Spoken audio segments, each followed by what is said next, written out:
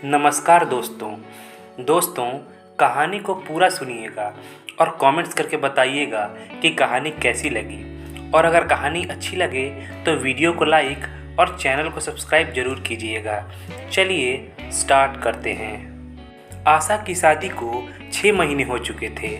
उसके परिवार में पति पंकज के अलावा सास लीला जी और ससुर अशोक जी थे।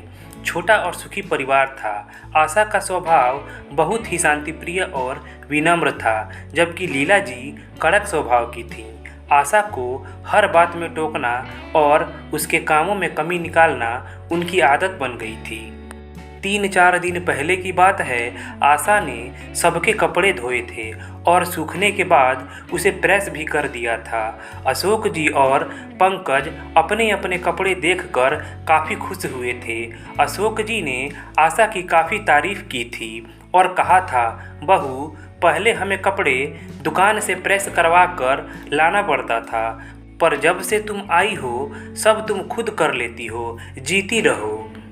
अशोक जी ने आशा को प्यार सहित आशीर्वाद भी दिया था, लेकिन लीला जी अपनी धुली और प्रेस हुई साड़ी देखकर बोली, साड़ी अच्छे से साफ नहीं हुई है, ऊपर से तूने इसे प्रेस भी कर दिया है, कब तू कामों को ढंग से करना सीखेगी। लीला जी की बात सुनकर आशा को काफ़ी निराशा होती। अभी कल की बात है, आशा ने बड़े प्यार से छोले बनाए थे। ससुर जी और पंकज ने काफ़ी तारीफ की थी छोले की, लेकिन आशा ने जब सासू माँ से पूछा तो वे बोली, नमक तेज है, स्वाद का पता ही नहीं चल रहा है। तो ससुर जी बोले, नमक तो बिल्कुल ठीक है। इस पर सासू माँ गुस्सा होकर बोली, तुम्हारा मुंह बिगड़ गया है, और खाना छोड़कर उठकर चली गई। आशा कितने अच्छे से भी काम करती, लेकिन लीला जी को पसंद नहीं आता। रविवार का दिन था। लीला जी पड़ोस वाली आंटी के साथ बाजार गई थी। बाजार से लौट कर आई तो देखा आशा बिस्तर पर लेटी हुई थी। अशोक जी और पंकज वहीं बैठे हुए थे। लीला जी ने पूछा, क्या हुआ?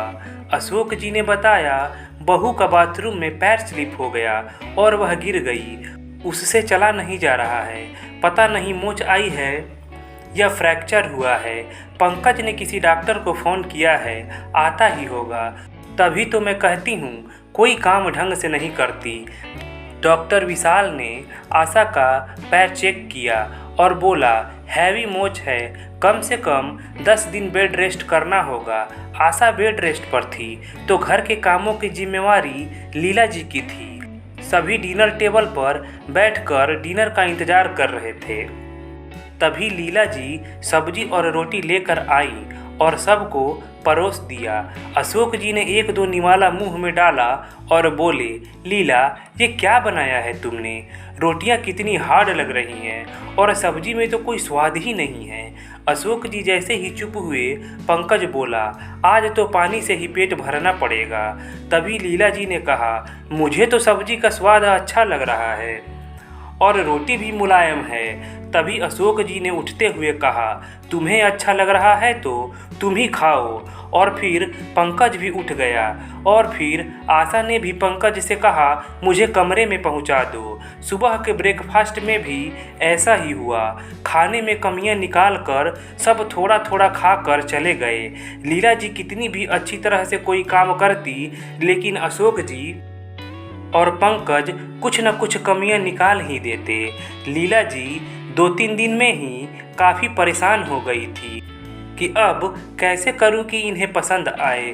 तभी पंकज अपनी धुली हुई शर्ट लेकर आया और बोला, माँ, ये कैसे धोया है आपने? कितना मैला लग रहा है। लेकिन बेटा, मैला कहाँ लग रहा है माँ, ये शर्ट धोने के बाद बिल्कुल चमक जाता है, देखो कैसा मैला लग रहा है। अब लीला जी के सब्र का बांध टूट गया।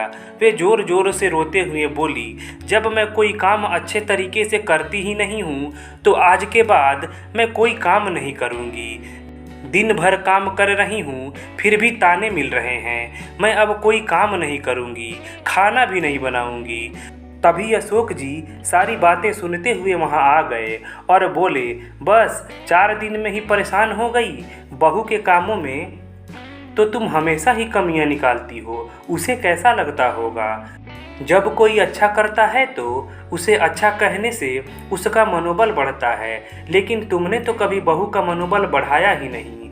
लीला जी को अब समझ में आ रहा था कि जो अब तक वे बहू के साथ करती आई हैं वो गलत था। तभी आशा झट से अपने पैरों पर चलकर वहां आ गई, जैसे उसके पैरों में कुछ हुआ ही ना हो, और बोली, बस बहुत हुआ ड्रामा, अब मुझसे नहीं होगा। मैं माँ जी को और दुखी नहीं देख सकती। लीला जी ने पूछा, कैसा ड्रामा?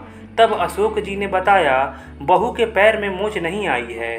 तुम बहू के हर काम में कमी निकालती थी ना, इसलिए मैंने ये प्लान बनाया था, तुम्हें एहसास दिलाने के लिए कि किसी के अच्छा काम करने पर भी अगर उसमें कमी निकाला जाए तो उसे कैसा लगता है। लीला जी को अपनी गलती का एहसास हो चुका था। उन्होंने बहू से माफ़ी मांगना चाहा। उसके पहले ही आशा बोली, मुझे माफ़ कर दीजिए माँ जी, मेरी वजह से आपको कितनी तकलीफ़ हुई। लीला जी ने कहा, बहू माफ़ी तो मुझे मांगनी चाहिए। नहीं माँ जी, ऐसा कहकर मुझे शर्मिंदा मत कीजिए। दोस्तों, अगर कहानी अच्छी लगी हो तो प्लीज़ वीडियो को लाइक कीजिएगा और चैनल को सब्सक्राइब कीजिएगा। चलिए मिलते हैं अगले कहानी वाले वीडियो में। धन्यवाद।